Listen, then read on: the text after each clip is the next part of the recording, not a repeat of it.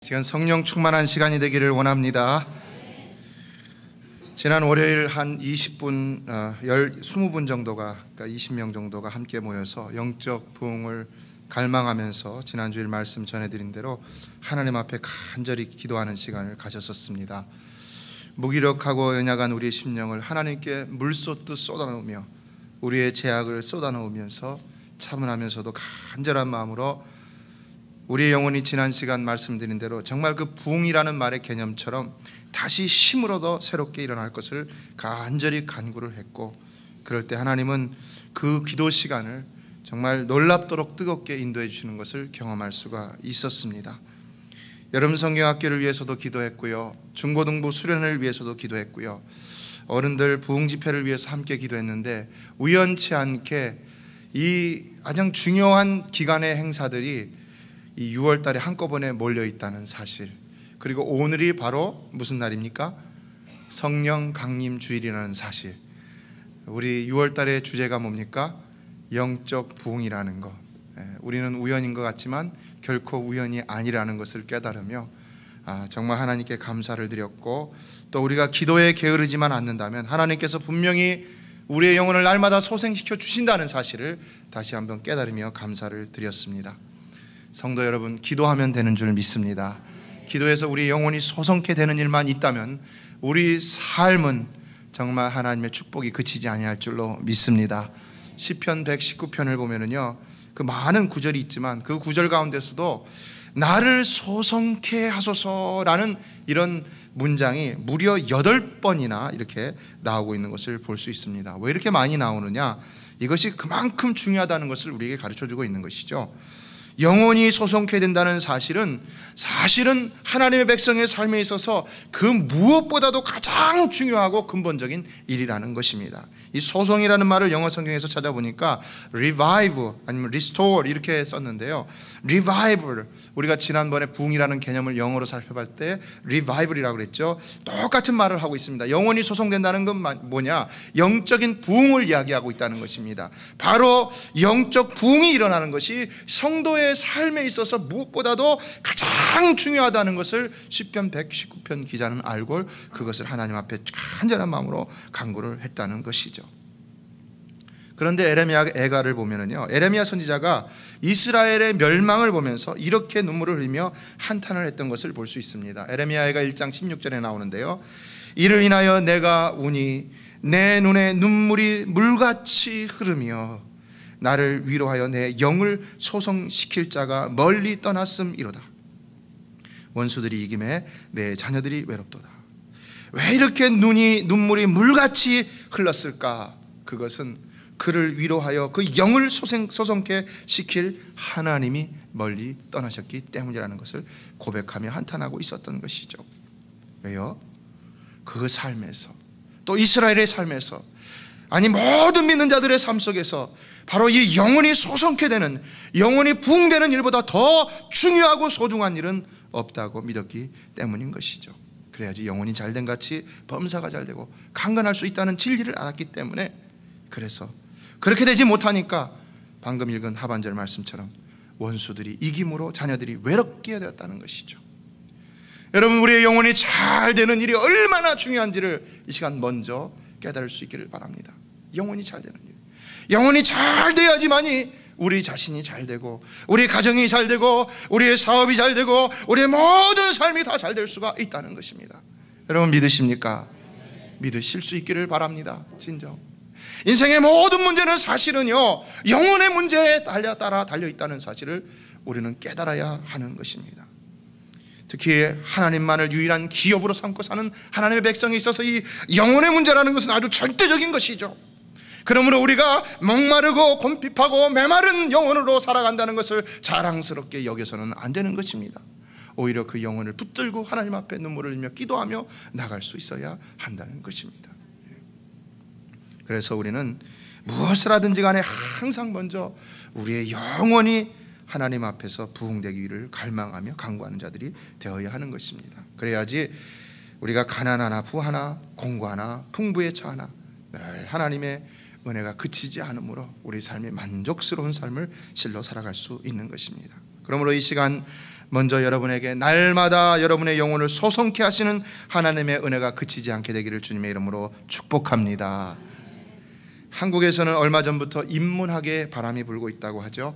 주목할 만한 사실은 이것이 대학의 인문학부만이 아니라 기업, 경제, 정치, 사회 전반적인 분야에서 아주 강력하게 분다는 것입니다. 왜 그럴까요? 그동안 우리는 무엇을 하든지 외형적인 업적을 가장 중요시했던 것이 사실이죠.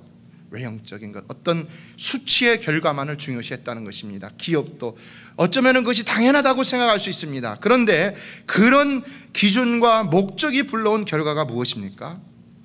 사실 오늘날 미국이 당하고 있는 경제적인 어려움도 너무 지나친 성과주의에 치우쳐 있었기 때문에 생겨난 병폐라고 할 수가 있죠. 지금 한국의 삼성에서는 난리가 났다고 하죠. 왜요? 임직원들의 부정부패가 드러나면서 그것도 부하 직원까지 뼛속까지 스며든 그 부정부패를 회장이 발견하면서 아주 그냥 분노를 하고 그리고 단단히 뿌리를 뽑아내겠다라고 했기 때문입니다. 그래서 높은 자리에 있던 최고 경영자 한 사람이 사표를 냈고 부정부패를 저지른 임직원들이 사정의 칼날 앞에서 벌벌 떨고 있습니다. 여러분, 왜 이런 일이 일어날까요? 왜 그렇게 건강하게 생각하는 그런 기업 속에서 이런 일이 일어날 수 있을까요? 이것은 분명히 기업이든 어디든 성과보다 더 중요한 것이 있다는 것을 잊어버리고 있었기 때문이라고 할 수 있다는 것입니다. 성과보다 더 중요한 것, 수치보다 더 중요한 것, 어떤 일의 결과보다 더 중요한 것, 매출보다도 더 중요한 것, 교회의 수적 부흥보다도 더 중요한 것 무엇이냐? 그것은 근본을 되찾고 그 근본을 지키는 일이라는 것입니다. 그래서 인문학을 공부를 하기를 원한다는 것입니다. 인문학의 표제어를 보면요, 라틴어로 아드 폰테스라고 하는데요, 이 아드라는 말은 무엇을 향하여라는 말이고요, 폰테스는 이 the sources, foundation, 근본, 원천을 말합니다. 그러니까 근본을 향하여서, 원천을 향하여서 찾아가는 것이 바로 이 인문학이라는 것이죠. 이 근본을 배우기 위해서 사람들이 그러므로 인문학을 공부하려 하고 있다는 것을 알 수가 있는 것이죠. 사람의 근본을 찾기 위해서. 그래서 무엇을 하든지 이제는 뭐 이렇게도 해보고 저렇게도 해봤는데 그것이 아니었다는 것입니다. 사실은 근원으로 돌아가서 그 근원으로부터 새롭게 되지 않으면 안 된다는 것, 거기밖에는 소망이 없다는 것을 깨달았기 때문에 이것을 배우려고 그렇게 지금 하고 있다는 것이죠. 애플 컴퍼니의 스티브 잡스라는 최고 경영자는 오래전부터 제품을 만들면서 자기들은 기술뿐만 아니라 거기에 인문학을 접합시키려고 노력을 했다라는 말을 해서 세상을 놀래킨 적이 있습니다. 인문학을 접합시키려고 했다. 과연 인간은 누구인가? 인간의 근원은 무엇인가? 이것을 접합시키려고 노력했다. 물론 완전히 접합시키지는 못했겠죠. 그러나 그런 노력이 지금 어떤 결과를 가져오고 있습니까? 지금 세상을 보세요. 그 회사의 제품들이 얼마나 불티나게 팔리고 있습니까? 여러분이 뉴스만 보면은 아이폰이라는 말이 많이 나오죠. 또 이렇게 노트북 같이 생겼는데 납작하고 갖고 다니기 편한 아이패드라는 것이 있습니다. 또 뭐 옛날에 그 전에 아이파드라는 것이 나왔고요. 이번에 또 뉴스를 보니까 아이클라우드라는 것이 나왔다고 합니다. 컴퓨터까지 이제는 장악을 하겠다는 것입니다. 어떻게 이런 일들이 일어나면서 많은 사람들의 주목을 끌고 많은 사람들에게 그 제품을 사게끔 만들고 있는가? 그들은 무엇보다도 사람이 무엇인지, 근원이 무엇인지를 알아가고자 노력을 했기 때문에 이런 좋은 결과를 얻어내고 있다는 것입니다. 그러나 여러분, 인문학이라는 것이 어디서 나왔는지 아십니까? 인문학이요? 사실은요, 이 모든 인문학은요, 하나님으로부터 출발했다는 사실입니다. 하나님으로부터. 성경에도 뭐라고 했습니까? 지식의 근본은 하나님을 아는 것이라고 그랬죠. 하나님을 또 경외하는 것이라고 그랬습니다. 서구 문학의 시작은요, 항상 신학이었습니다. theology, 신학이었습니다. 그리고 그 다음에 철학이고 그 다음에 법학이고 그 다음에 의학으로 이어졌습니다. 흥미로운 사실은요, 시편 41편 1절, 제가 아까 낭송해드린 그 말씀, 여러분이 묵도 시간에 말씀해드린 그 낭송, 하나님이여 사슴이 시냇물을 찾기에 갈급한같이 내 영혼이 주를 찾기에 갈급하나이다 라고 했는데, 라틴어 성경을 보면 여기에 시냇물을 찾는다 할 때 이 시냇물은 뭐냐면 라틴어에 똑같이 인문학의 기치라고 할 수 있는 아드 폰테스라는 말을 썼다는 것입니다. 근원을 찾는다는 거예요. 뭘 말해주고 있습니까? 여기 이 시편 기자의 표현과 같이 인생의 모든 문제의 근원적인 문제점은 바로 모든 인생의 근원이신 하나님을 찾음으로만이 해결될 수 있음을 우리에게 알려주고 있다는 것이죠. 사람의 근원은 바로 하나님으로부터 나온 것이기 때문인 것입니다. 그러므로 인생의 그 삶에서 하나님이라는 존재를 잃어버리게 되면 사실은 인생은요, 중심을 잃게 되는 것이고요, 그래서 바른 길을 벗어나서 방종하고 방황하고 그러다가 한없이 오만하며 허세를 부린다고 하더라도 결국은 멸망할 수밖에 없다는 것입니다. 그래서 이스라엘 백성이 지금 멸망했다고 통고하고 있는 것이고요, 호세 선지자는 멸망해가는 이스라엘 백성을 향해서 뭐라고 했습니까? 그러므로 우리가 여호와를 알자, 심써 여호와를 알자. 왜냐? 그 길밖에는 근본적으로 그들이 살아날 수 있는 방도가 없었기 때문에 그렇게 외쳤다는 것입니다. 따라서 우리도 진정 성공된 인생을 살아가려고 한다면, 그리고 그 인생을 계속해서 유지하려 한다면 진정 우리의 영혼이 여호와 하나님을 기다리며 갈망하는 삶을 놓지 말아야 한다는 것입니다. 그래서 오늘 본문의 시인도 역시 고통 중에 여호와 하나님을 갈망하며 부르짖고 있는 것을 볼 수 있는 것입니다. 우리 다 같이 본문을 한번 살펴보며 은혜를 나누도록 하겠습니다. 다 같이 1절 말씀을 합독하겠습니다. 1절입니다. 시작. 여호와여, 내가 깊은 데서 주께 부르짖었나이다. 깊은 데라고 그랬는데 깊은 데란 말이 뭘까요? 깊은 데서 주께 부르짖습니다. 무슨 말일까요? 깊은 데라는 말을 문자적으로 해석을 해보니까요, 원문에 나온 단어를 가지고 살펴보니까 그 바닥을 헤아릴 수 없는 깊고 신비한 해연이다 라고 말을 했습니다. 아주 캄캄한 곳이죠. 도저히 치고 올라오기까지는 너무나도 가망이 없는 그런 곳입니다. 지금 시인은 아주 끝없는 나락으로 떨어져서 처절한 상황, 심한 고통과 압박감이 있는 상태에 있었다고 할 수 있는 것이죠. 우리는 어떻습니까? 우리도 이런 것을 경험할 때가 많이 있죠. 특히 이민생활하는 우리에게 더 심한 경우가 많은 것을 볼 수 있습니다. 얼마 전에 센터빌에서 어떤 남자분이 아내를 찔러 죽이고 또 처제를 찔러갖고 신문에 대문짝만하게 나온 적이 있죠. 어제 신문을 보니까 LA에서 70세 된 남편분이 망치로 부인을 갖다 막 폭행을 하고 분신 자살을 한 그런 사건이 있었습니다. 여러분, 왜 이런 일이 일어날까요? 왜요? 왜 이런 우리가 상상도 하지 못할 일이 날까요? 왜 여러분은 간혹 어떤 일에 대해서 정말 다른 사람들이 보기에는 도저히 인정하지 못할 만큼 큰 분노를 가지고 큰 소리로 윽박을 지르고 소리를 지르고 다른 사람이 상처를 입을 만큼 왜 그렇게 지나치게 행동을 하고 표현할 때가 있을까요? 왜 그럴까요? 왜 우리에게는 이처럼 너무나도 힘들고 어려운 상황이 있을 수 있을까요? 왜 이렇게 심한 고통과 압박과 분노가 있을 수 있을까요? 가장 중요한 문제는 바로 우리 영혼의 문제라는 것입니다. 영혼의 문제, 근원적인 문제가 해결되지 못하기 때문에, 그래서 그 위에로 그로부터 파생되는 모든 삶이 이렇게 힘들 수밖에 없다는 것입니다. 그렇다면 이런 극한 현실 속에서 우리는 어떻게 하는 것인가? 오늘 본문의 시인은 부르짖고 있습니다. 자, 무엇을 위해서 부르짖고 있습니까? 사실은 영혼의 부흥을 위해서 부르짖고 있는 것이죠. 여호와여, 내가 깊은 데서 주께 부르짖었나이다. 이 말은요, 하나님께 부르짖는다는 사실 속에서 그는 그의 영혼의 문제를 가지고 하나님 앞에 나아가고 있음을 볼 수가 있는 것입니다. 그래서 이 5절을 보면 나아곤 내 영혼이 여호와를 기다리며 내가 그 말씀을 바라도다라고 표현한 것을 볼 수 있습니다. 영혼의 문제. 지금 이 기도는 분명히 그 끝없는 나락으로 떨어져 버린 그 영혼이 하나님의 은총으로 다시 힘을 얻고 살아나 일어서기 위한 영적 부흥의 몸부림이었던 것입니다. 그래야만이 살 수 있을 것 같았기 때문인 것입니다. 그래야만이 살 수 있다는 것을 그는 깨달았기 때문입니다. 그렇다면 그는 그 깊은 곳에서 하나님께 무엇을 부르짖었는가? 그는 그 영적 부흥을 위해서 과연 하나님 앞에서 무엇을 했는가? 그것은 3절과 4절을 보면 알 수가 있습니다. 다 같이 3절 4절을 읽겠습니다.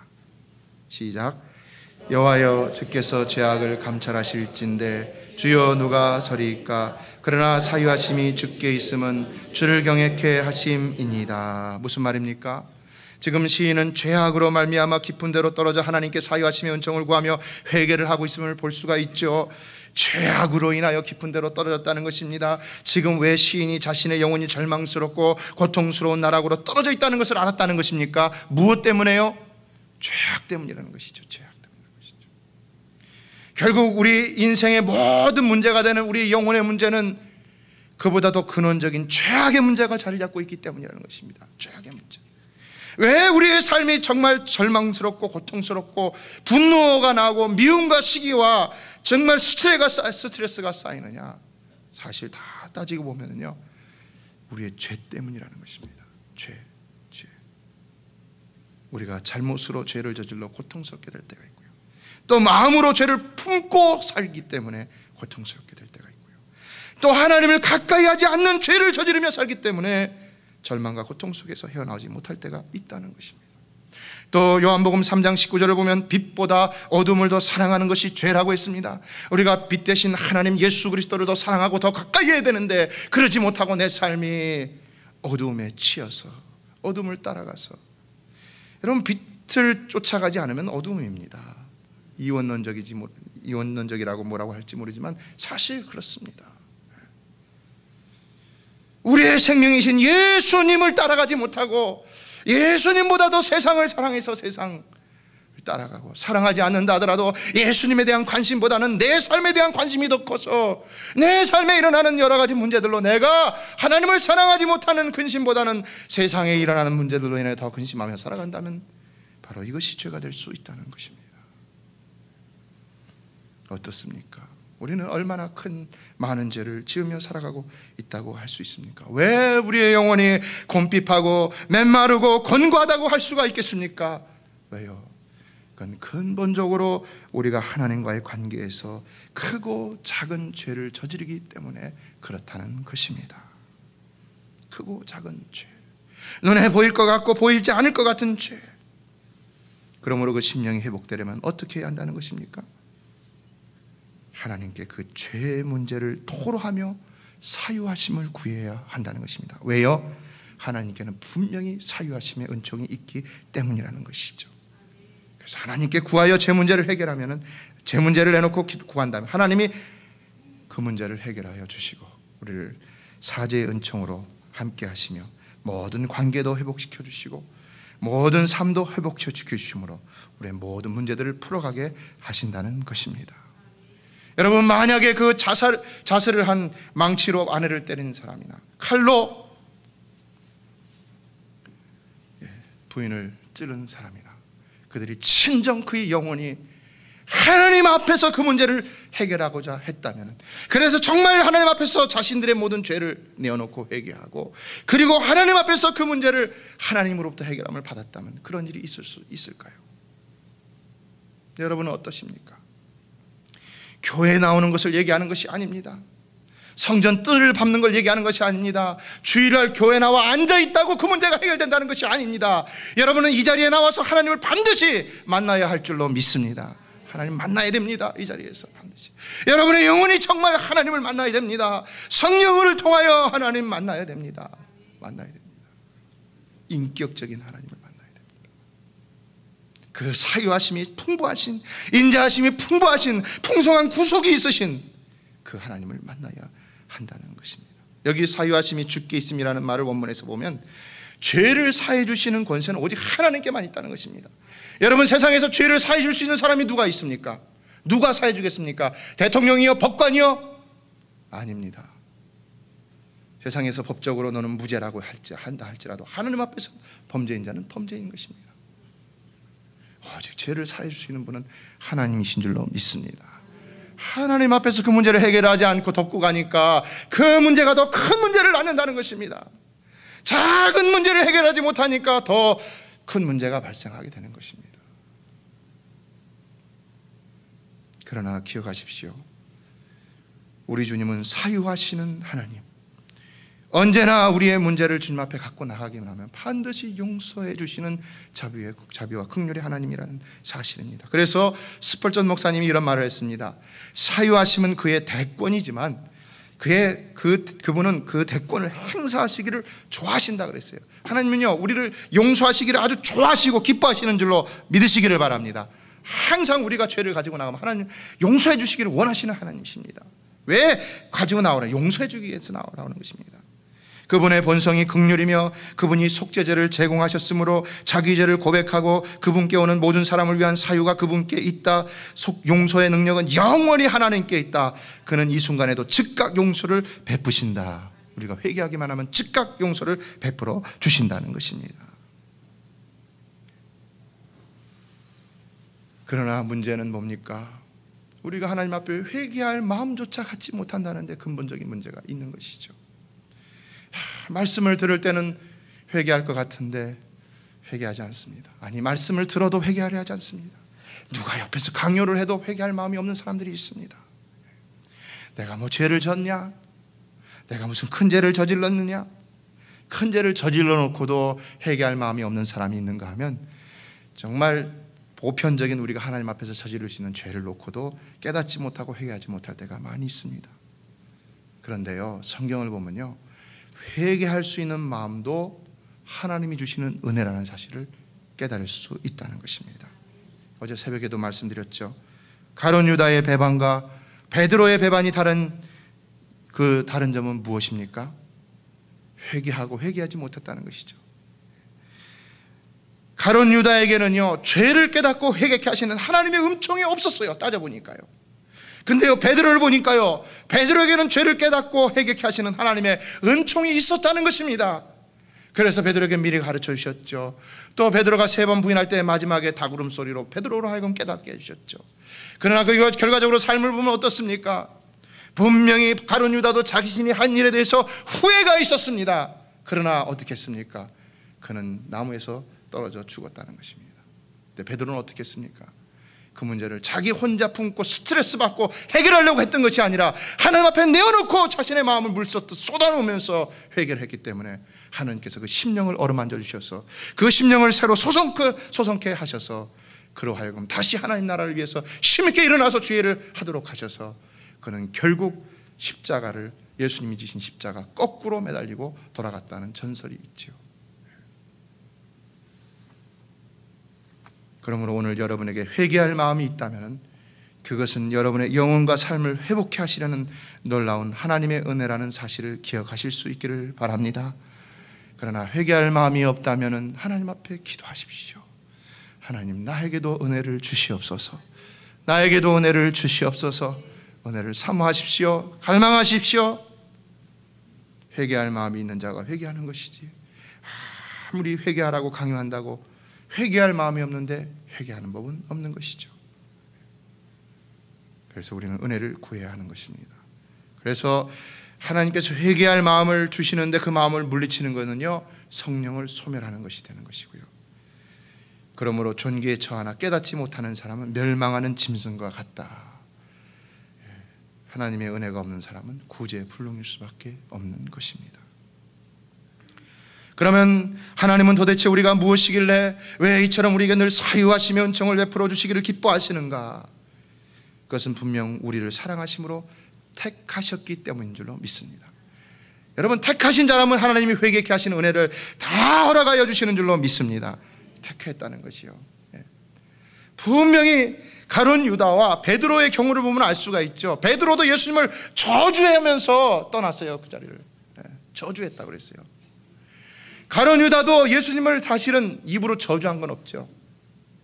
그러나 돈을 주고 팔았죠. 여러분, 저주한 거, 돈 주고 파는 것, 뭐 이 사람은 많은 죄를 졌고 이 사람은 조금만 죄를 졌고, 그리고 이 사람은 용서받을 죄를 졌고 이 사람은 용서받지 못할 죄를 졌고, 베드로는 용서받을 수 있는 죄를 저지른 것입니까? 아니죠. 사실은 똑같이 죄를 저지른 것입니다. 죄를. 근데 왜 가룟 유다는 회개를 하지 못했습니까? 왜 베드로는 회개를 할 수 있었습니까? 여기서 분명히 우리는 하나님의 선택이 있다는 것을 깨달을 수 있는 것이죠. 여러분이 왜 이 자리에 나와서 오늘 이 말씀을 들으면서 마음의 감동을 받을 수 있습니까? 하나님이 분명히 여러분을 택하셨기 때문에 그런 역사가 여러분의 심령 가운데 일어날 수 있다는 것이죠. 여러분 믿으십니까? 우리가 하나님의 은혜에 감사하면서 담대히 회개 자리에 나갈 수 있어야 하는 것입니다.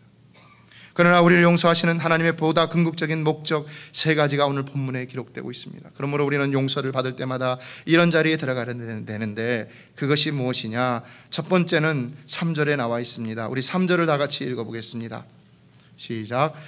여호와여 주께서 죄악을 감찰하실진대 주여 누가 서리까? 자, 무슨 말씀입니까?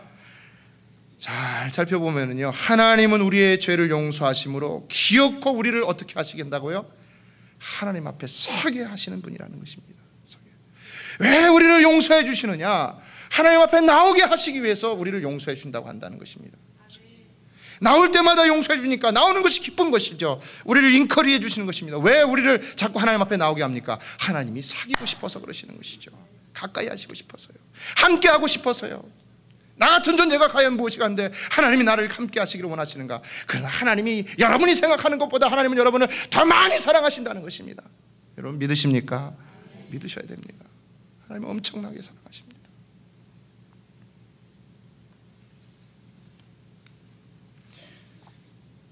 우리는 다 용서받은 죄인이라는 사실을 기억하십시오. 마틴 루터가 성경에서 의인이라고 했던 노아나 다니엘이나 욥은 다 용서받은 죄인이다. 용서받은 죄인에 지나지 않는다라는 말을, 유명한 말을 했습니다. 우리도 다 예수 그리스도의 십자가 사랑을 통해서 이미 용서받은 죄인이라는 사실입니다. 얼마나 위로가 됩니까? 용서받고 아직도 죄를 저지르며 살아가는 우리에게 얼마나 위로가 되는 말입니까? 그래서 우리는 오직 그 은혜를 기억하면서 그 은혜를 힘입어서 날마다 믿음으로 소망 가운데 주님 앞에 나아가 우리의 죄를 고함으로 우리 영혼이 회복되고 또 회복되는 삶을 늘 체험할 수 있어야 한다는 것입니다.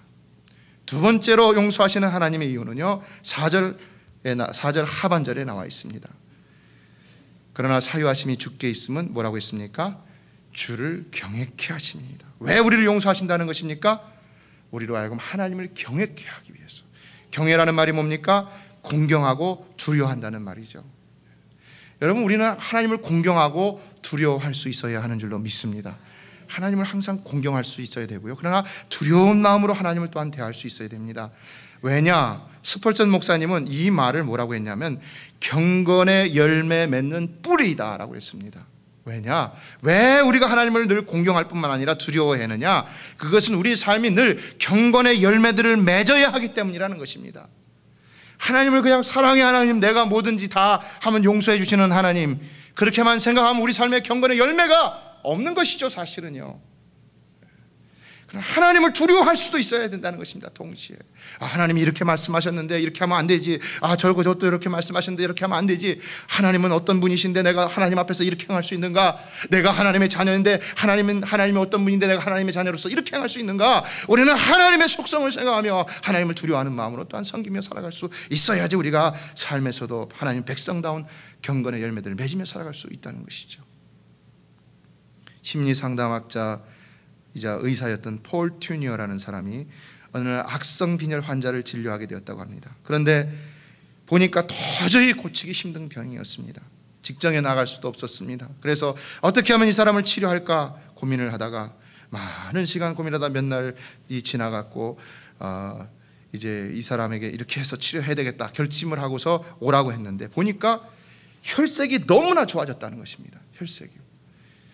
그래서 어떻게 해서 그렇게 혈색이 좋아졌습니까? 물어봤더니 달라진 것은 아무것도 없고요, 딱 한 가지 했다는데 그게 뭐냐면 자기가 몇 년 동안 미워하고 증오하던 사람이 있었는데 그 사람은 얼마 전에 용서해 줬다는 것입니다.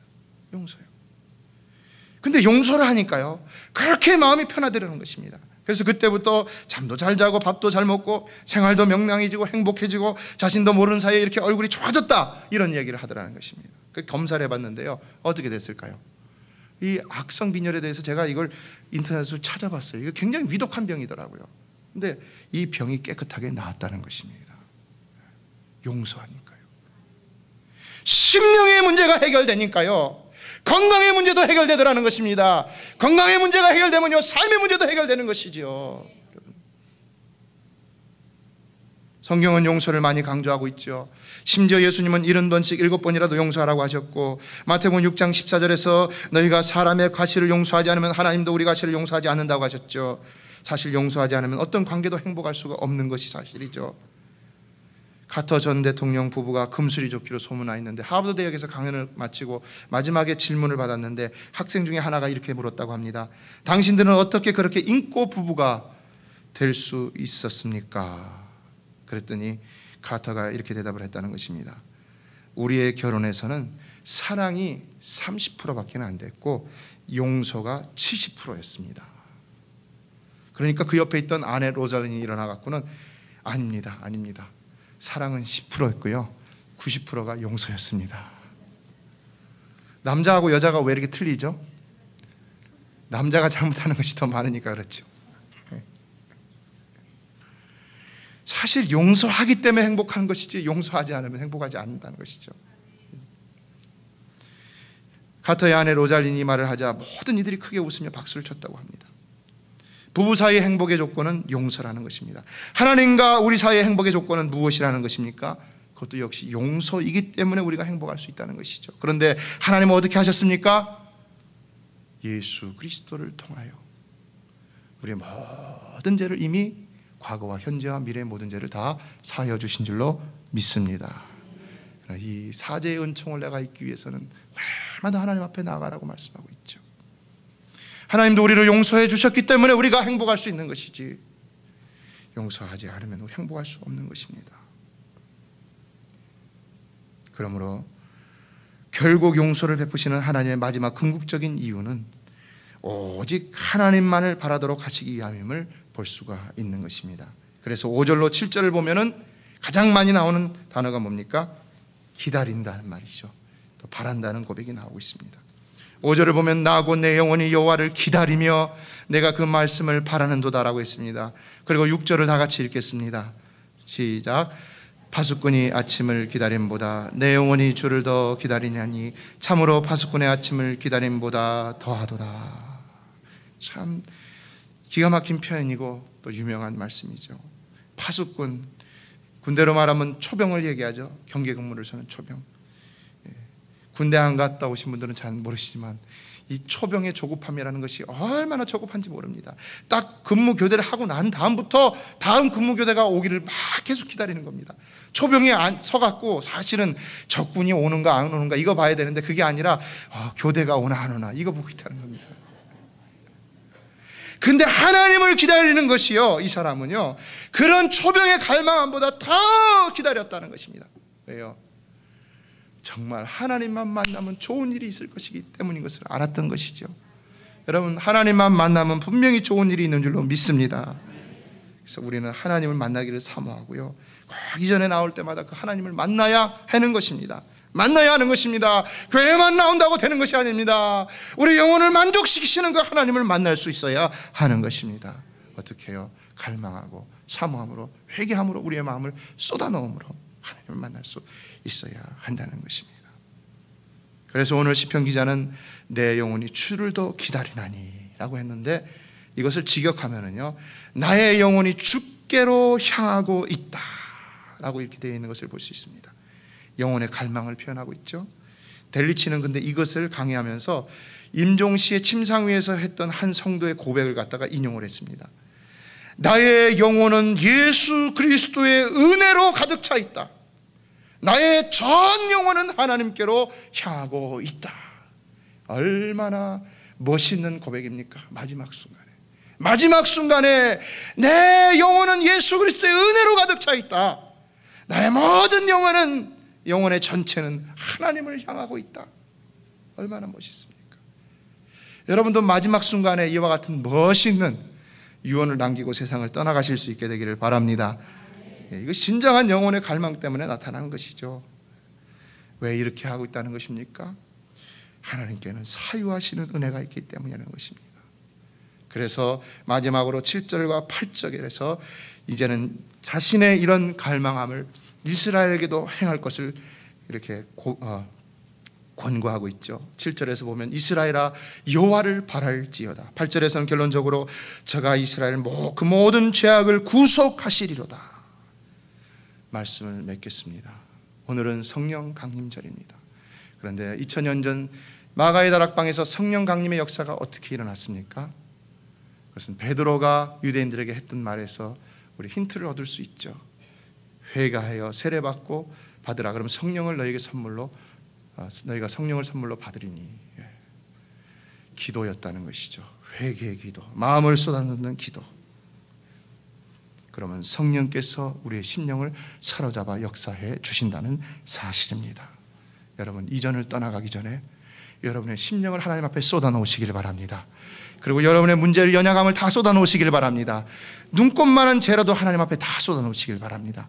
그리고 용서해야 할 것이 있다면 용서하시기를 바랍니다. 내 영혼이 은총 입어 중한 죄짐 벗고 보니 슬픔 많은 이 세상도 천국으로 하도다 할렐루야 할렐루야 찬양하세 내 모든 죄 삼받고 주 예수와 동행하니 그 어디나 하늘나라. 여러분, 우리의 영혼이 은총 입어 중한 죄짐을 벗고 나면은 슬픔 많은 이 세상도 다 천국으로 변하게 될 줄로 믿습니다. 이 찬송과 한 절에 오늘 설교의 모든 것이 다 들어 있습니다. 그러므로 이 시간 여러분의 영혼의 문제를 놓고 하나님 앞에 기도하실 수 있기를 바랍니다. 소송이라는 말을 한자어 사전에 찾아보니까요, 깜으로 쳤다가 다시 깨어나거나 중병을 치르고 난 뒤에 다시 회복하는 것이라고 했습니다. 여러분의 영혼이 소송케 되는 역사가 이 시간 이 자리에서 일어나게 되기를 주님의 이름으로 축원합니다. 우리 다 같이 하나님 앞에 간절한 마음으로 기도하겠습니다.